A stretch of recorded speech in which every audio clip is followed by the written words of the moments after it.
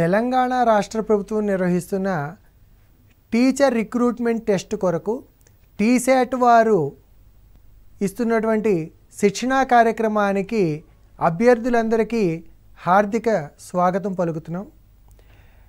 ఈ శిక్షణా కార్యక్రమంలో భాగంగా ఈరోజు మనము గణితంలో పెడగాజీ మీద చర్చించుకోబోతున్నాము.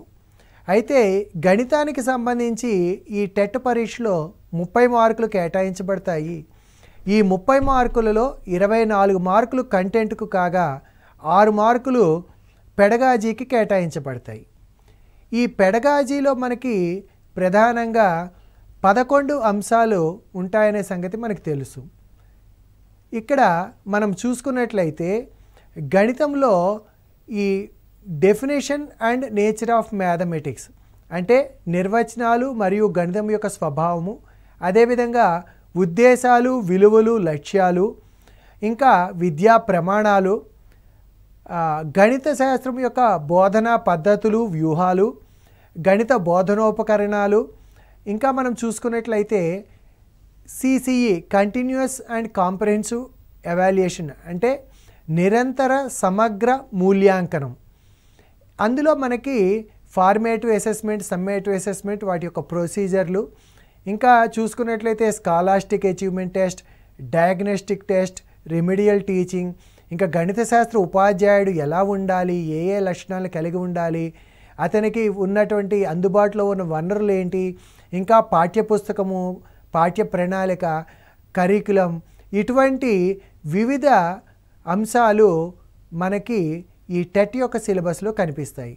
అయితే మనము ఇంతకు ముందర ఎపిసోడ్లో మొదటి దాంట్లో ఈ ఉద్దేశాలు మరియు విలువల గురించి, అదేవిధంగా రెండవ దాంట్లో పేపర్ 2కి సంబంధించినటువంటి మెథడ్స్ ఆఫ్ టీచింగ్ మ్యాథమెటిక్స్ గురించి మాట్లాడుకోవడం జరిగింది.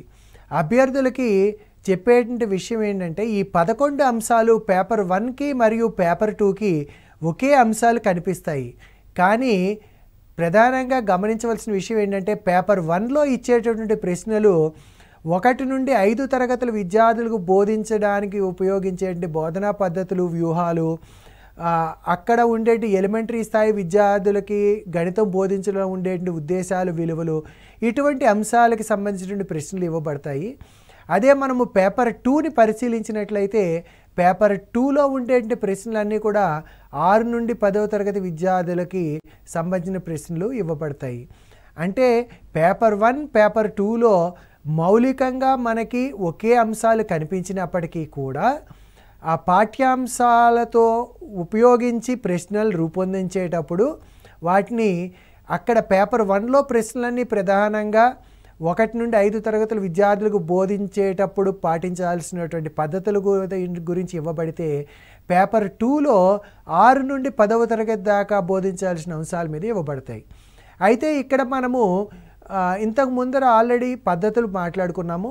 ఇప్పుడు CCE continuous and comprehensive evaluation నిరంతర సమగ్ర మూల్యాంకనం గురించి మాట్లాడుకోబోతున్నాం.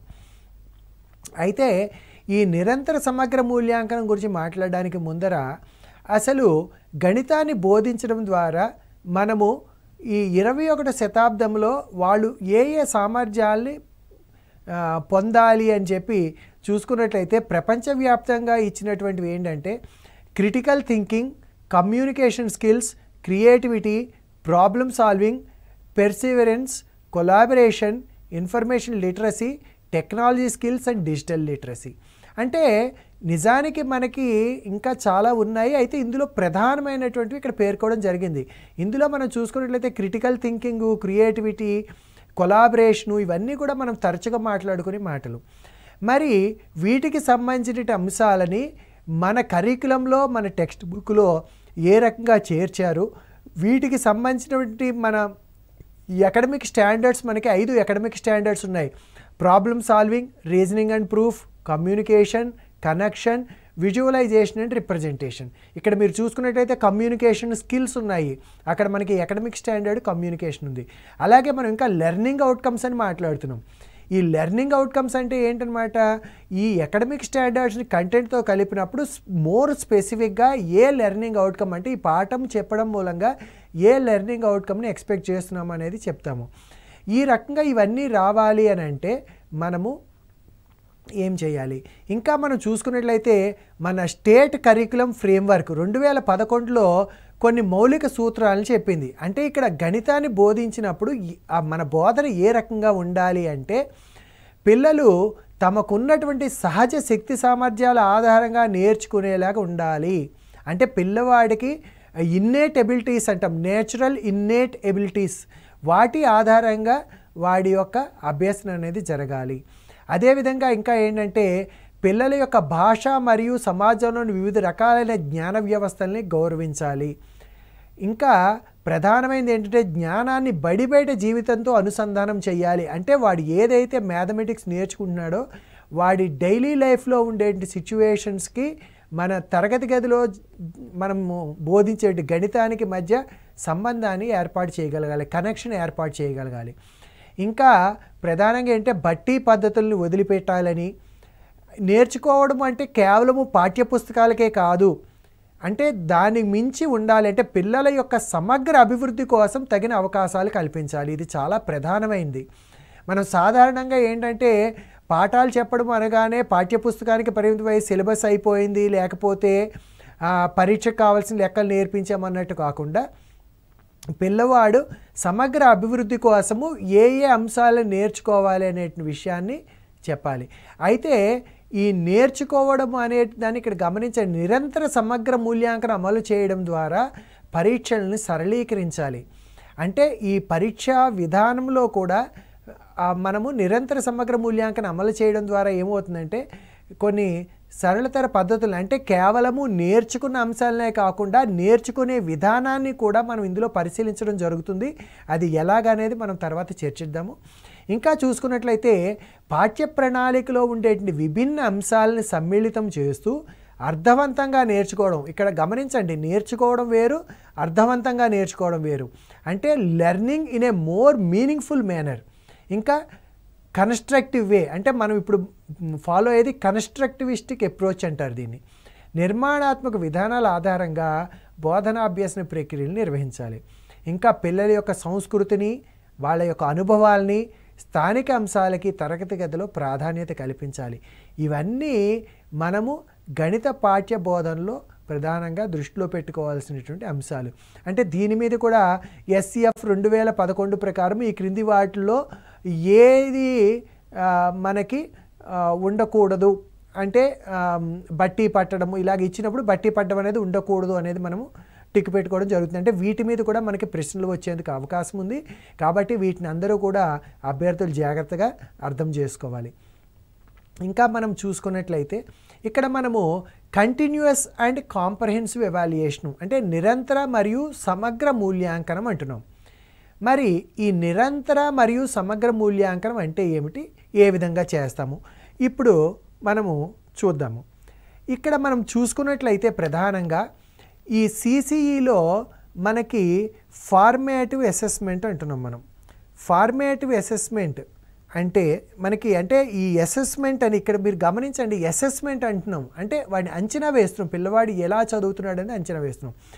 ఈ అసెస్మెంట్ అనేది ప్రధానంగా 2 భాగాలుగా తీసుకోవడం జరిగింది. మొదటిది ఫార్మేటివ్ అసెస్మెంట్, రెండవది సమ్మేటివ్ అసెస్మెంట్. ఈ ఫార్మేటివ్ అసెస్మెంట్లో మనకి ప్రధానంగా మనకి చూసుకున్నట్లయితే 4 భాగాలు ఉన్నాయి. అంటే ఈ ఫార్మేటివ్ అసెస్మెంట్కి సమ్మేటివ్ అసెస్మెంట్కి తేడా ఏంటి అంటే, మనకి పాత పద్ధతిలో ఇంతకు ముందర మనకి ఒక ఏడాదిలో క్వార్టర్లీ, హాఫ్ ఇయర్లీ, యాన్యువల్ అని 3 రకాల పరీక్షలు జరిగేవి. దాన్ని ఇప్పుడు మనము ఈ సమ్మేటివ్ అసెస్మెంట్ కింద 2 పరీక్షలు నిర్వహించుకున్నాం. అంటే SA1 మరియు SA2. SA1 మరియు SA2, సమ్మేటివ్ అసెస్మెంట్ 1 మరియు సమ్మేటివ్ అసెస్మెంట్ 2, 2 పరీక్షలు నిర్వహిస్తున్నాం. అయితే ఫార్మేటివ్ అసెస్మెంట్ ఇది ఏంటంటే ఏమి నేర్చుకున్నారు అనేది మనము పరిశీలించడం కోసం చేసేది సమ్మేటివ్ అసెస్మెంట్. అయితే కేవలము నేర్చుకున్న అంశాలకి మాత్రమే పరిమితం కాకుండా నేర్చుకునే విధానాలకి, వాళ్ళు అవలంబించే పద్ధతులకి కూడా మార్కులు ఇచ్చేది ఫార్మేటివ్ అసెస్మెంట్.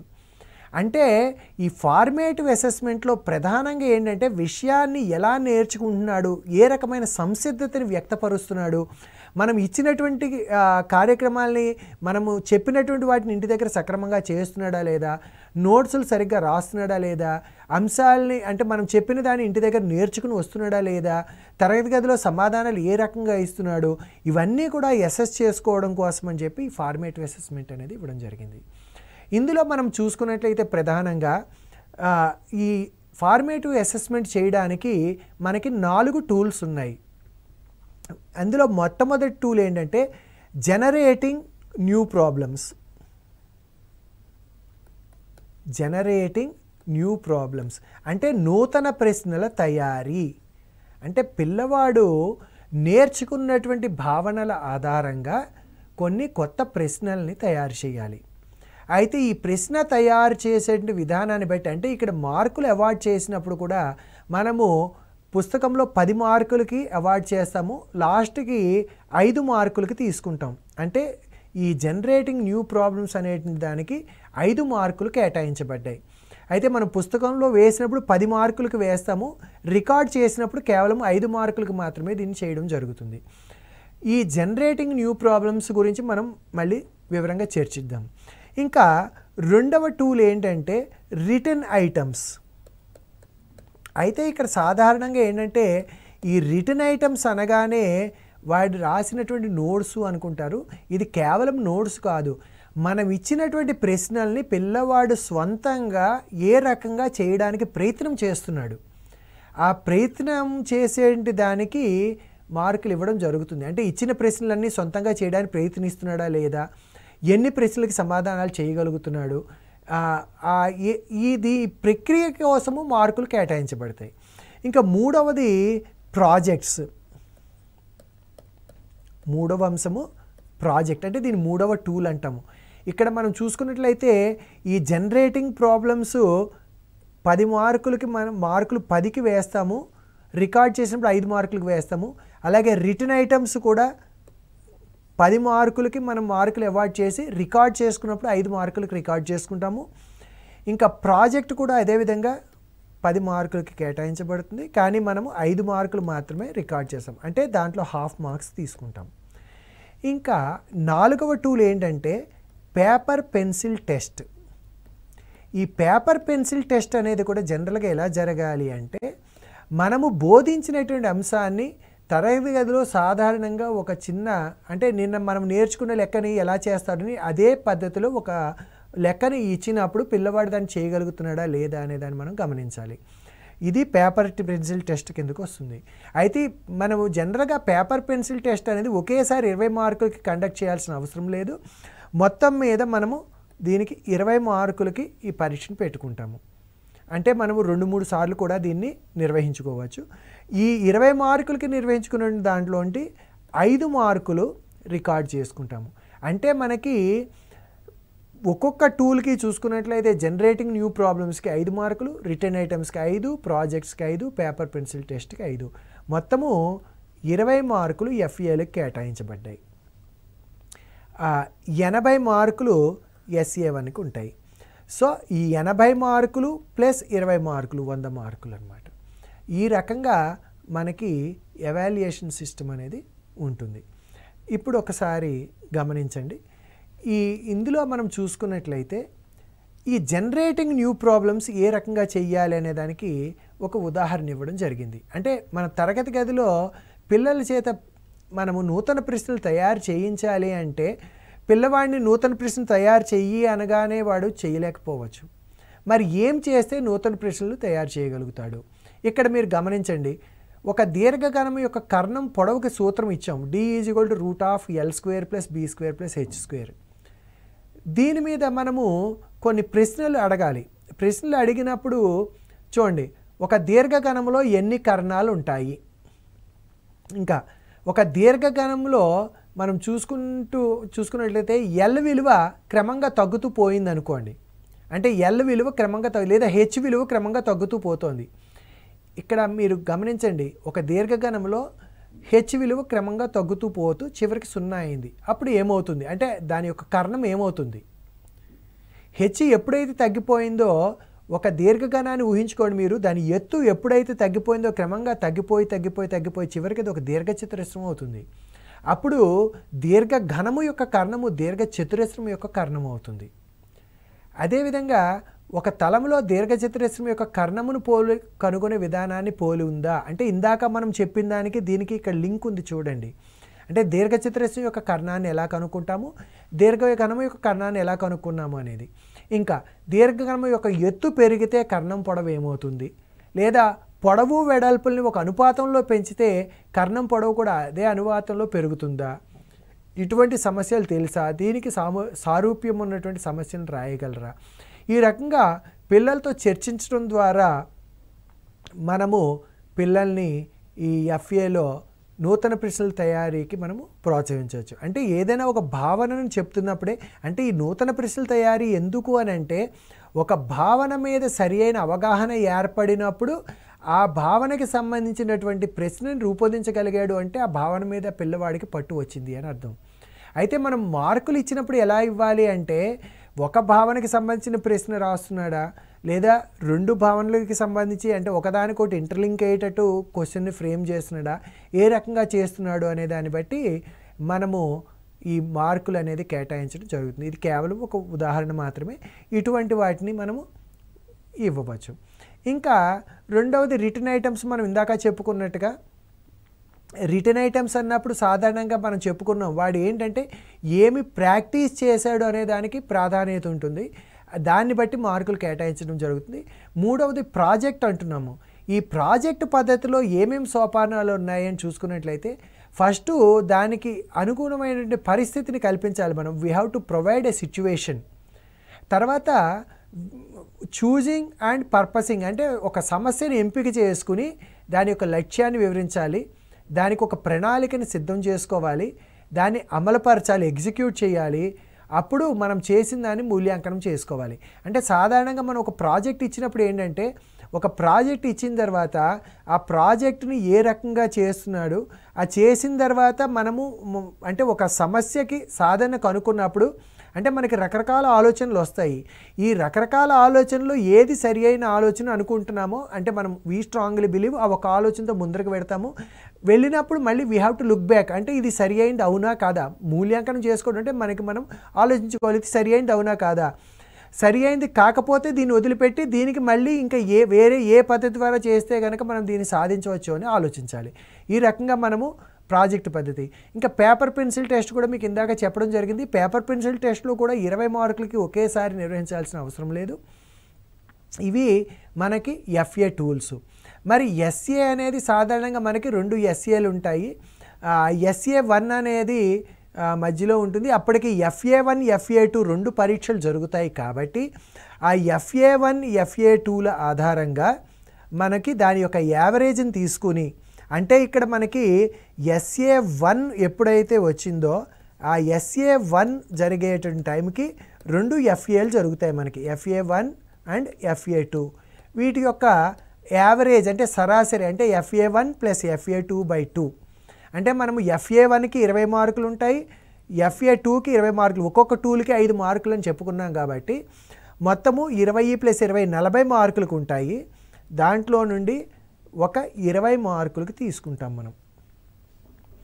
ఆ 20 మార్కులకి ఎన్ని మార్కులు వచ్చాయి అనేటువంటి అంటే 2 FAలకి అంటే ఇప్పుడు ఉదాహరణకి FA1లో ఒక విద్యార్థికి 16 మార్కులు, FA2లో 18 వచ్చాయనుకోండి, అప్పుడు రెండిట్లో కలిపి 17 మార్కులు అని చెప్పి FA మార్కుల కింద యావరేజ్ తీసుకుంటాము. FA యావరేజ్ 17 మార్కులు. అదేవిధంగా SA1 పరీక్షలో వచ్చినటువంటి మార్కుల్ని ఇక్కడ తీసుకోవడం జరుగుతుంది. ఈ రెండింటిని కలిపి 100కి మార్కులు కేటాయించడం జరుగుతుంది. ఈ విధంగా మనము వీటిని మార్కుల్ని కేటాయిస్తాము. అయితే ఈ FAలో మనం ప్రధానంగా గుర్తుపెట్టుకోవాల్సిన అంశం ఏంటంటే ఇది only assessment, it is not an examination, it is only assessment. పిల్లవాడు ఏ రకంగా తన యొక్క అభ్యాసాన్ని కొనసాగిస్తున్నాడు అనేది అర్థం చేసుకోవడానికి ఇది ఉపయోగపడుతుంది. అయితే మరి ఈ గ్రేడ్లు ఏ విధంగా ఇస్తారు అని అంటే మనం చూసుకున్నట్లయితే మనము 0 నుంచి 34, 35 నుంచి 40, 41 నుండి 50, 51 నుండి 60, 61 నుంచి 70, 71 నుండి 80, 81 నుండి 90, 91 నుండి 100. గణితంలో మనం ఈ మార్కులను తీసుకుంటాం. 91 నుంచి 100 మార్కులు వచ్చిన విద్యార్థి A1, రెండవది A2, next B1, B2, C1, C2, D, E. ఈ రకంగా 8 గ్రేడ్లు ఇవ్వడం జరిగింది. అయితే ఇక్కడ మీరు అర్థం చేసుకోవాల్సిన మరొక అంశం ఏంటంటే, మనకి ఇదివరకు ఏంటంటే తరగతి గదిలో ఎవరు ఫస్ట్ అంటే ఒకడే విద్యార్థి ఫస్ట్ వచ్చేవాడు. అంటే 70 మార్కులు 60 మార్కులు వచ్చిన విద్యార్థి ఫస్ట్ వచ్చినట్టు చెప్పేవారు. అయితే ఇక్కడ ఏంటంటే ఈ తరగతి గదిలో 5-6 కూడా A1 స్టూడెంట్స్ ఉండొచ్చు. అంటే బాగా చదవగలిగినటువంటి పిల్లలందరినీ కేవలము కేటగరైజ్ చేయకుండా కామన్గా 90 మార్కులు దాటినటువంటి ప్రతి విద్యార్థిని A1 విద్యార్థిగా మనం పరిగణిస్తున్నాం ఇక్కడ. అంటే మీరు ఈ గ్రేడింగ్ సిస్టమ్ A1, A2లు ఇవ్వడం యొక్క అంతరార్థం ఏంటంటే, మనకి ఇదివరకు ఏంటంటే 98 మార్కులు వస్తే ఫస్ట్ ర్యాంకు, 92 వస్తే సెకండ్ ర్యాంకు, 90 ఇలాగా మార్కులను బట్టి ప్రాతిపదిక ఉండేది. అక్కడ ఒకళ్ళే ఫస్ట్ ఉండేవారు. ఇక్కడ ఒక్కళ్ళే ఫస్ట్ అనేది ఉంటుంది. 90 మార్కులు దాటిన ప్రతి విద్యార్థి A1 స్టూడెంటే అవుతాడు. ఈ రకంగా మనము ఈ గ్రేడుల్ని ఇవ్వడం జరుగుతుంది. మరి FA కూడా ఇవే గ్రేడ్లు ఇస్తాము. అయితే 20 మార్కులకి దీన్ని పరిగణలోకి తీసుకోవాలి. తీసుకున్నప్పుడు ఏం జరుగుతుందంటే, సాధారణంగా 19-20 మార్కులు వచ్చిన విద్యార్థి A1లో ఉంటాడు. 17 మరియు 18 మార్కులు వచ్చిన విద్యార్థి A2 అవుతాడు. అలాగే 15-16 మార్కులు వచ్చిన విద్యార్థి B1, 13-14 మార్కులు వచ్చిన విద్యార్థి B2, నెక్స్ట్ 11-12 మార్కులు వచ్చిన విద్యార్థి C1, నెక్స్ట్ 9-10 మార్కులు వచ్చిన విద్యార్థి C2, నెక్స్ట్ 7-8 మార్కులు వచ్చిన విద్యార్థి D, 7 కన్నా తక్కువ మార్కులు వచ్చిన విద్యార్థి E అవుతాడు. అయితే సాధారణంగా E అనేది మాట్లాడవలసిన అవసరం లేదు. ఎందుకంటే ప్రతి విద్యార్థికి ప్రతి టూల్లో కనీసం మనం 2 మార్కులను కేటాయిస్తాము. ఓకే, ఇది గమనించుకోవాలి. నెక్స్ట్ మనం చూసుకున్నట్లయితే ఇక్కడ ఇప్పటిదాకా మనం FA అండ్ SA గురించి మాట్లాడాం. అయితే మనకి ప్రధానంగా తరగతి గదిలో చూసుకున్నప్పుడు కొన్నిసార్లు ఏం జరుగుతుందంటే, డయాగ్నోస్టిక్ టెస్ట్ నిర్వహించాల్సిన అవసరం వస్తుంది. అసలు ఈ డయాగ్నోస్టిక్ టెస్ట్ ఎందుకు పెట్టుకోవాలి, అవసరం ఏంటి అంటే, ఫర్ రెమెడియల్ టీచింగ్. అంటే తరగతి గదిలో ఉన్నప్పుడు అందరు విద్యార్థులకి నేర్చుకునేందుకు సమాన అవకాశాలు కల్పించాలి అని చెప్పి పొద్దున మనం NCF దాంట్లో చూసాము. మరి అందరు విద్యార్థులకి నేర్చుకోవడానికి సమాన అవకాశాలు కల్పించాలి అన్నప్పుడు కొందరు విద్యార్థులు చదువులో కొంత వెనుకబడ్డాన్ని మనం గమనించవచ్చు. అయితే వాళ్ళు ఏ విషయంలో వెనుకబడ్డారు, ఎందుకు వెనుకబడ్డారు, ఎలా వెనుకబడ్డారు అనే విషయాన్ని మనం అర్థం చేసుకోవాలి. ఇక్కడ గమనించండి, సాధారణంగా ఏం జరుగుతుందంటే, ఈ వెనుకబాటుతనాన్ని అర్థం చేసుకోవడానికి ఇప్పుడు ఒక డాక్టర్ దగ్గరికి వెళ్ళామనుకోండి, మనకి ఏదైనా ఒక రోగం వచ్చింది అన్నప్పుడు ఏం చేస్తారు, కొన్ని టెస్టులు రాస్తారు. అంటే ఎక్స్రే చేయించుకోండి, ECG చేయించుకోండి, బ్లడ్ టెస్ట్ చేయించుకోండి అని. ఈ టెస్టులను చేయడం ద్వారా ఆ టెస్టుల యొక్క ఫలితాలను గమనించి మీకు పలానా ఇబ్బంది ఉంది అనే విషయాన్ని మనకి చెప్పడం జరుగుతుంది. అదేవిధంగా తరగతిలో పిల్లవాడు అభ్యాసంలో వెనకబడినప్పుడు ఈ పరీక్షను నిర్వహించడం ద్వారా ఏ అంశాల్లో వెనకబడి ఉన్నాడు అనే దాన్ని మనం గమనించుకున్నట్లయితే దాని ఆధారంగా మనం బోధన కొనసాగిస్తే అప్పుడు ఆ అంశాల్లో వాడి యొక్క అభ్యాసంలో ఉండే లోపాలను అధిగమించి ముందుకు సాగుతాడు అనేది. దీని గురించి ఇక్కడ మీరు గమనించండి, ఏం చెప్తున్నాం అంటే, the main aim of diagnostic evaluation is to determine the causes of learning problems. అంటే ఇప్పుడు లెర్నింగ్ జరగకుండా అవరోధం ఏర్పరిచేటటువంటి సమస్యలు ఏవైతే ఉన్నాయో దానిని అధిగమించడానికి ఏం చేయాలి, దానికి కారణాలు ఏంటి కనుక్కోవాలి. అదేవిధంగా దానికి మనము పరిష్కారం ఏం చేయగలుగుతామని ఆలోచించాలి. ఇది డయాగ్నోస్టిక్ టెస్ట్ యొక్క ప్రధానమైనటువంటి ఉద్దేశము. దాని నుంచే రెమెడియల్ టీచింగ్ అనేది వస్తుంది. అయితే జనరల్గా ఏంటంటే మనకి ఏం జరుగుతుందంటే, ఈ డయాగ్నోస్టిక్ టెస్ట్ కండక్ట్ చేసినప్పుడు పిల్లవాడి యొక్క స్ట్రెంగ్త్ అండ్ వీక్నెస్ అనేది మనకు అర్థం కావాలంటే ఎటువంటి అంశాలు, ఎటువంటి లెక్కల్ని వాడు బాగా చేయగలుగుతున్నాడు, ఎటువంటి అంశాల మీద సరిగ్గా శ్రద్ధ పెట్టలేకపోతున్నాడు అనేది అర్థం చేసుకున్నట్లయితే దాన్ని బట్టి ఏ అంశాల్లో వెనుకబడి ఉన్నాడో వాటిని మనము వివరించడానికి అవకాశం ఉంటుంది. అది త్రూ రెమెడియల్ టీచింగ్. ఇక్కడ చూడండి, ఇందాక మనం చెప్పుకున్నట్టుగా diagnostic test is useful tool for analysing difficulties. అయితే ఇక్కడ కేవలము ఆ టెస్ట్ని మటుకే కాకుండా మనము వాడి యొక్క physical, intellectual, social, emotional development అన్నిటిని కూడా దృష్టిలో పెట్టుకోవాలి. అందుకని ఇక్కడ చూడండి కిందన కొన్ని ప్రశ్నలు ఇవ్వడం జరిగింది. ఏ పిల్లలకి ఈ డయాగ్నోస్టిక్ టెస్ట్ అనేది అవసరం అవుతుంది, వాళ్ళలో మనం ఎటువంటి లోపాలను మనం గుర్తిస్తాము, ఈ లోపాలకి గల కారణాలు ఏంటి, వీటిని కనుక మనం అర్థం చేసుకున్నట్లయితే అప్పుడు ఈ లోపాలు నివారించడానికి మనం పరిష్కార మార్గాలు కనుగొనగలుగుతాము. ఆ రకంగా we can see enhancement in the learning of the students. పిల్లల యొక్క అభ్యసన సామర్థ్యం మెరుగుపడడానికి ఇది ఉపయోగపడుతుంది అని చెప్పి మనము అర్థం చేసుకోవచ్చు. ఈ రెమెడియల్ టీచింగ్లో ప్రధానంగా మనం గమనించినట్లయితే it is the dynamic side of diagnostic testing.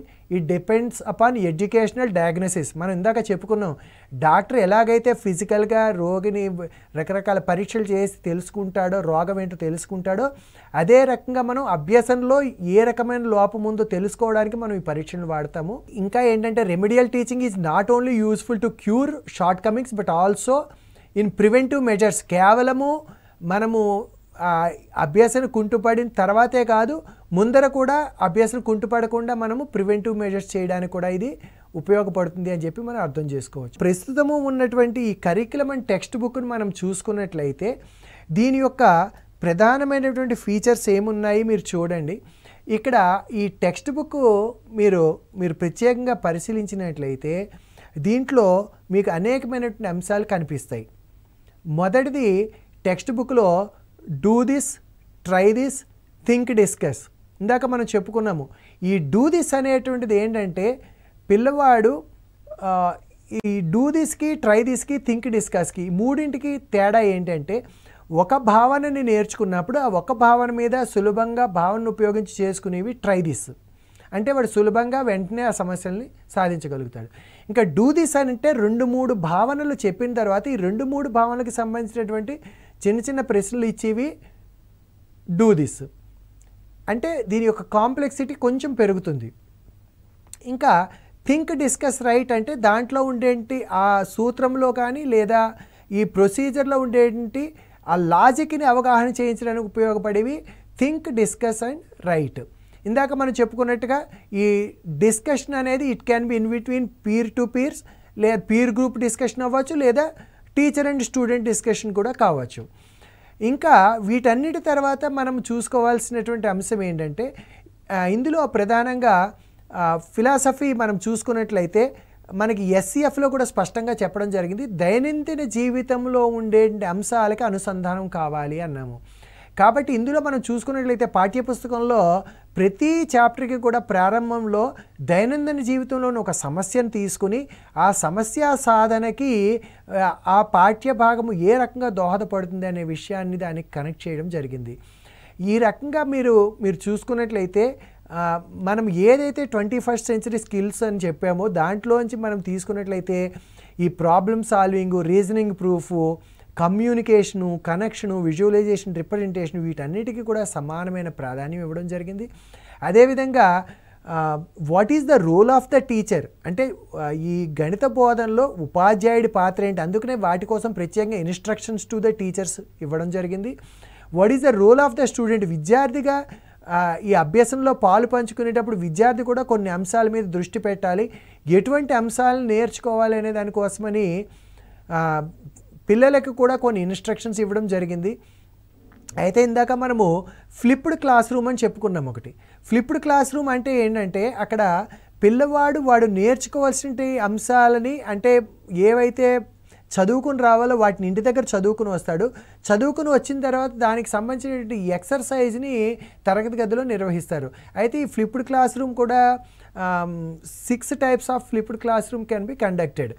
Okay, ఈ రకంగా మనము ఈ కరికులం అండ్ టెక్స్ట్ బుక్ని మనం చూడొచ్చు. ఇంకా దీని మీద ఒక ప్రశ్న చూడండి, సిసిఈ మీద గత ప్రశ్న పత్రంలో వచ్చిన ప్రశ్న ఏంటంటే in addition to the scholastic achievement test, if the behaviors, interests in games, sports, literacy activities, attitudes are all assessed continuously, then the process is called, దాన్ని ఏమంటారంటే it is called continuous and comprehensive evaluation, అంటే పిల్లవాడి యొక్క సమగ్ర మూర్తిమత్వానికి ఏమేం కావాలో వాటన్నింటినీ కూడా మనము పరిగణలోకి తీసుకుంటాము అనే విషయాన్ని మీరందరూ కూడా దృష్టిలో పెట్టుకోవాలి. ఇప్పటిదాకా మీరు ఈ పెడగాజీకి సంబంధించి ప్రధానమైన అంశాలను మనం చర్చించుకున్నాము. గణితంలో ఎయిమ్స్ అండ్ వాల్యూస్ మీరు అందరూ కూడా బాగా గుర్తుపెట్టుకోండి. Methods of teaching mathematics, strategies of teaching mathematics అనేవి చాలా చాలా చాలా ఇంపార్టెంట్. మీకు కేవలము ఈ టెట్కి మాత్రమే కాదు, టీఆర్టీ కూడా ఇవి చాలా ఉపయోగపడతాయి. కాబట్టి ఇటువంటి ప్రశ్నల్ని మీరు జాగ్రత్తగా ప్రిపేర్ అవ్వండి.